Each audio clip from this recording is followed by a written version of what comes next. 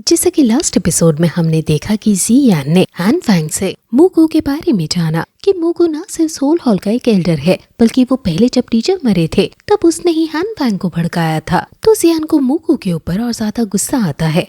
अब bill conference का competition शुरू होने वाला था और प्रेसिडेंट ने इन सबको अपने पास बुलाया था और कहा था कि वो नहीं चाहते कि सोल हॉल इसमें जीते, क्योंकि अगर सोल हॉल इसमें जीतेगा तो जो उसे प्राइज मिलेगा वो उसका यूज करके यहाँ वहाँ तबाही मचा देगा। जियान को अगर 3000 फ्लेम चाहिए तो उसे टॉप 10 में एंटर होना होगा और ये उसके लिए आसान नहीं होने वाला है। अब फिर अगली सुबह पिल कॉन्फ्रेंस स्टार्ट होती है और दूर दूर से लोग यहाँ इसे देखने आ रहे हैं। अब फिर 5 मेजर फैमिली के लोग भी यहाँ आना स्टार्ट हो जाते हैं, जिसमें सबसे पहले गाओ यिंग है और दान मीटिंग में ये सबकी फेवरेट थी और सभी को इसी के जीतने की उम्मीद है। इसके बगल में एल्डर सॉन्ग है जो डैन का यंगेस्ट एल्डर है। डैन फैमिली का जीनियस भी यहाँ आया है और इस बार पिल कॉन्फ्रेंस बहुत ज्यादा कॉम्पिटिटिव होने वाला है। जियान भी अपने दोस्तों के साथ यहाँ आया है और वो सोल हॉल को ढूंढने की कोशिश कर रहा है कि आखिर वो लोग कहाँ छुपे हो सकते हैं। अब फिर सभी अपनी अपनी जगह जाकर बैठ गए हैं और फिर तभी वहाँ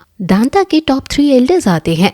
उनका ऑरा बहुत ज्यादा स्ट्रॉन्ग है और इन तीनों को देखकर सभी में उल्लास भर जाता है। इनका ऑरा और इनकी स्ट्रेंथ अनमैचेबल है।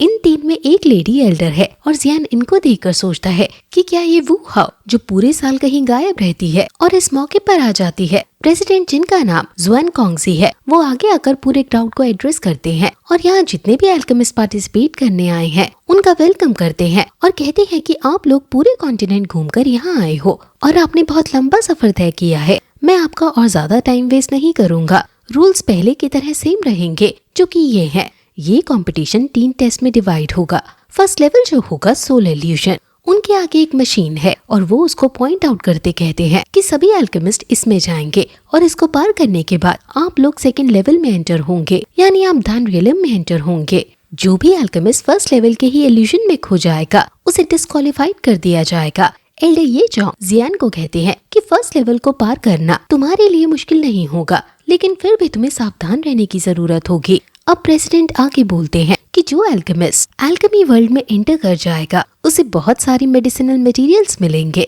तुम्हें अल्केमी वर्ल्ड में एंटर हो जाने के बाद कुछ मटेरियल प्रोवाइड कराया जाएगा जिससे तुम उस दुनिया में मेडिसिनल इंग्रेडिएंट्स को ढूंढ सको।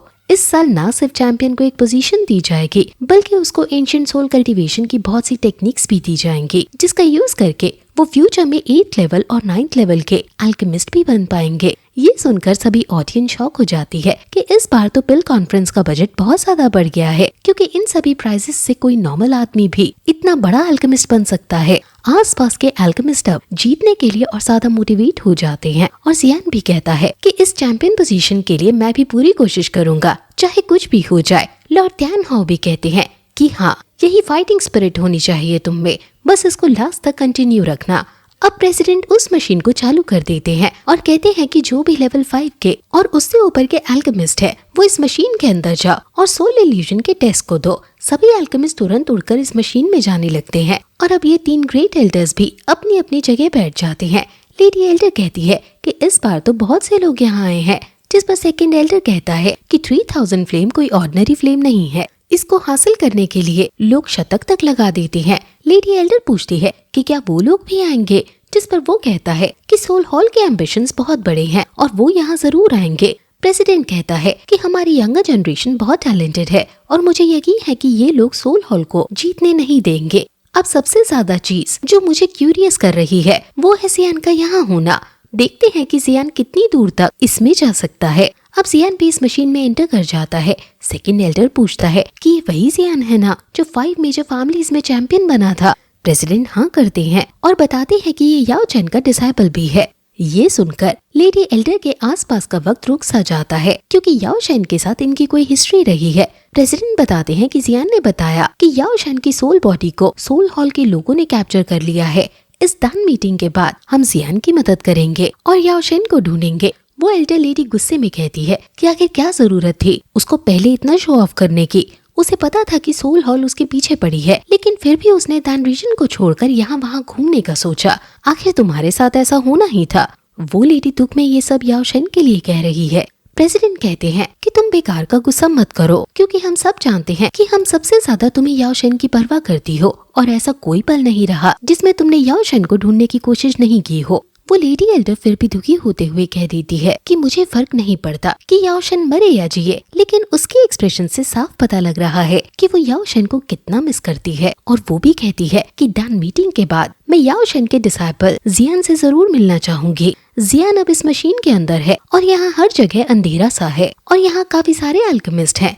इस टेस्ट का नाम इल्यूजन टेस्ट है और जो इन लोगों को सबसे ज्यादा पसंद है वो इनके सामने लाया जाएगा और देखा जाएगा कि क्या ये लोग अपने गोल से डिस्ट्रैक्ट होते हैं या नहीं। एक अल्केमिस्ट के सामने धुआं सा आता है और फिर उसके सामने बहुत सी सुंदर लड़कियां आती हैं और वो अल्केमिस्ट इस इल्यूजन में फंस जाता है और लड़कियों के पीछे पीछे जाने लगता है। दूसरे अल्केमिस्ट को बहुत सारे सोने चांदी के आभूषण दिखाई देते हैं और वो उनमें खो जाता है और डिस्ट्रैक्ट हो जाता है। ऐसे ही अलग अलग अल्केमिस्ट को अपना अपना डिस्ट्रैक्शन मिलता जाता है और वो डिस्क्वालीफाई होने लगते हैं। जियान आसपास देखता है और समझ आता है कि ये बहुत ट्रिकी टेस्ट है। वो भी अब आगे कदम बढ़ाता है, लेकिन उसके आसपास भी अब धुआं आने लगता है और उसके दिमाग पर हावी होने लगता है और फिर तभी वो अपने इल्यूजन वर्ल्ड में घुस जाता है और उसे नहीं पता कि वो इल्यूजन वर्ल्ड में है। जैसे रात को सोते वक्त हमें नहीं पता होता कि हम सपना देख रहे हैं और फिर सपने को ही सच समझकर खुश या फिर डर रहे होते हैं। यही सिचुएशन अब जियान की है। जियान खुद को एक बहुत ही सुंदर झील में नाव में बैठा हुआ पाता है और आसपास उसके बहुत ही सुंदर एनवायरनमेंट है। उसको ये एनवायरनमेंट बिल्कुल अपने घर जैसा लगता है और उसे क्वीन मेड्यूसा के संग बिताए हुए पल याद आते हैं और फिर तभी उसे अपने पीछे टीचर दिखाई देते हैं जो फिशिंग कर रहे हैं और जियान से कहते हैं कि तुम खाली क्यों बैठे हो, नन्हे शैतान, जल्दी से मेरी मदद करो और मछलियाँ पकड़ो। उनको देखकर जियान खुशी से उछल पड़ता है और फिर तभी उसके साइड में उसके पापा हैं और वो भी फिशिंग कर रहे हैं। वो तुरंत अपने पापा के पास जाता है और वो बहुत ज्यादा अब खुश है। वो फिशिंग बो लेता है और अपने पापा के ये कहने पर कि अगर तुम मेहनत नहीं करोगे तो एक भी मछली हाथ नहीं आएगी, हमारी पूरी फैमिली भूखी है, उनके लिए रात को खाना लेकर चलना है ना। वो ये कहकर हंसते हैं और फिर जियान भी हंसकर अब फिशिंग करने लगता है और बहुत ज्यादा टाइम हो जाता है, लेकिन उसके हाथ एक भी मछली नहीं आती। टीचर कहते हैं कि क्या इस लेक में एक भी मछली नहीं, लेकिन तभी जियान के बो में कुछ फंसता है और कहता है कि शायद बड़ी वाली मछली हाथ आई है। जियान अब खड़ा होकर उस बड़ी वाली मछली को खींचने लगता है और उसके टीचर भी उसकी तारीफ करते हुए कहते हैं कि आखिर इतनी अच्छी फिशिंग तुमने सीखी कहाँ से। जियान को उस बड़ी वाली मछली को खींचने में मुश्किल हो रही थी, इसलिए उसके पापा और टीचर उसकी मदद करते हैं और ये तीनों मिलकर उस मछली को पकड़ने लगते हैं और वो बहुत जोर लगाकर जब खींचते हैं तो ये एक बहुत बड़ी शार्क होती है जो इन तीनों को खा जाती है। जियान अपने टीचर और पापा को बचाने के लिए तुरंत उनकी तरफ जाने लगता है और उसके आसपास फिर से बहुत सारा धुआं आने लगता है और फिर तभी वो अपने आप को एक खाई के पास पाता है और उसे अपने पास के दर्द याद आने लगते हैं कि कैसे उसके पापा को यूनसेक ने पकड़ा था और कैसे जी जूनियर उससे दूर हो गई थी, कैसे उसके टीचर और पापा को सोल हॉल द्वारा टॉर्चर किया जा रहा था और कैसे सोल हॉल वाले उसकी नाकामयाबी का मजाक उड़ा रहे थे। उसके सारे डर उसके सामने आने लगते हैं कि कैसे पॉइजन गर्ल को बहुत दर्द सहना पड़ा उसकी वजह से और कैसे उसके लिए लोगों ने बहुत कष्ट सहा, उसकी सारी फाइट्स जो उसने की और कैसे क्वीन मेड्यूसा घायल हुई। अब इस सबको सोचकर उसकी नेगेटिव थिंकिंग उस पर भारी पड़ने लगती है कि हार मान जाओ, मैं कुछ नहीं कर सकता, मैं बस उन्हें टॉर्चर होते हुए देख सकता हूँ और मैं इस काबिल नहीं कि अपने टीचर और पापा को बचा सकूं। अब वो अंधेरे में गिर गया है और जियान सोचता है कि क्या मुझे मर जाना चाहिए, लेकिन तभी उसके सामने क्वीन मेड्यूसा आती है जो उसे मुस्कुराते हुए कहती है कि तुम्हें उन्हें बचाना होगा और इसके लिए तुम्हें स्ट्रॉन्ग होना होगा। हम सभी को तुम पर पूरा विश्वास है कि तुम ऐसा कर लोगे। जी जूनियर भी उसके सामने आती है जो कहती है कि मैं तुम्हारा वेट कर रही हूँ, तुम्हें स्ट्रॉन्ग होकर मेरे पास आना ही होगा। फिर उसके टीचर आते हैं और कहते हैं कि तुम मेरे सबसे अच्छे स्टूडेंट हो और मुझे तुम पर बहुत ज्यादा गर्व है।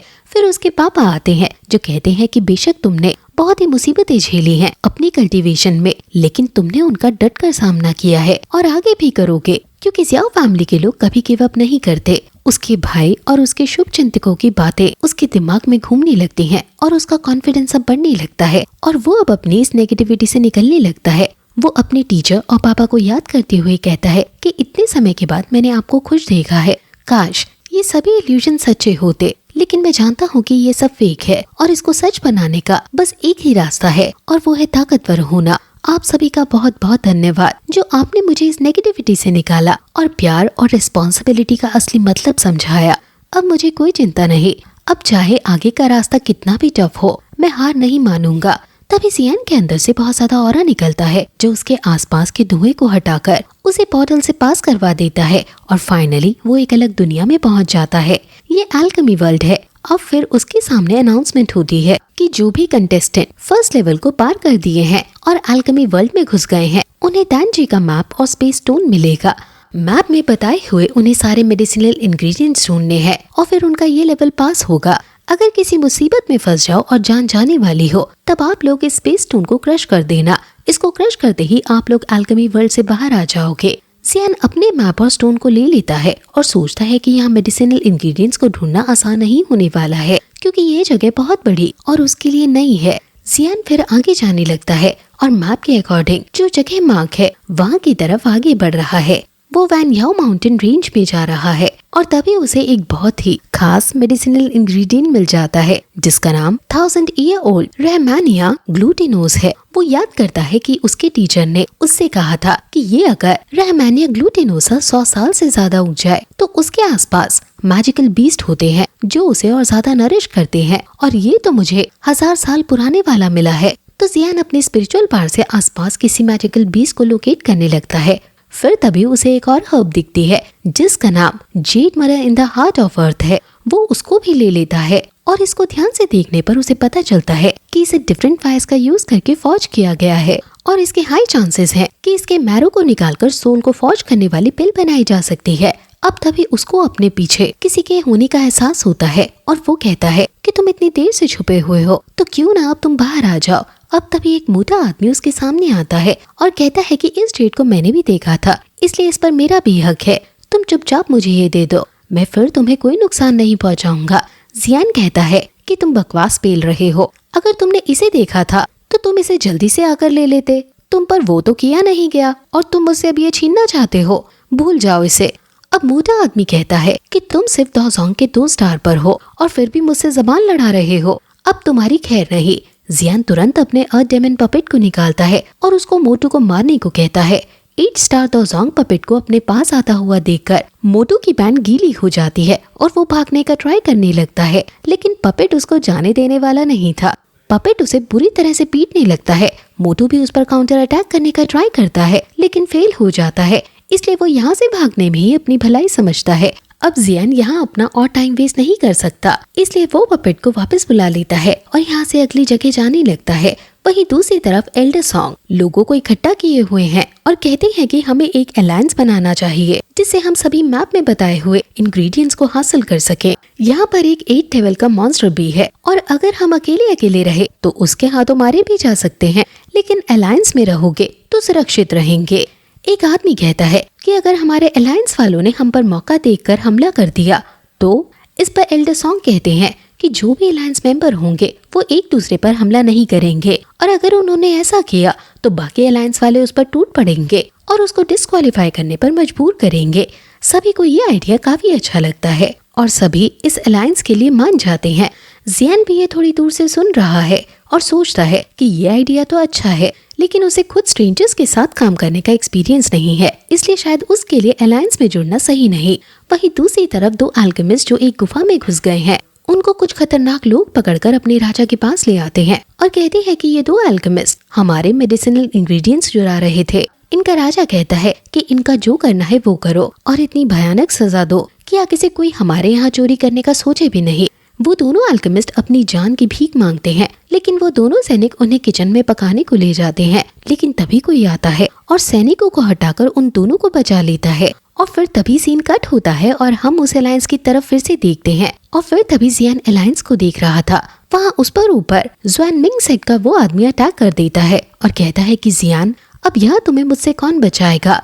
जियान कहता है कि तुम्हारी ज़्वान मिंगसेक सच में हॉन्टेड है और तुम्हारे साथ तो मुझे पुराना हिसाब भी चुकता करना है। और फिर ये एपिसोड यहीं खत्म हो जाता है।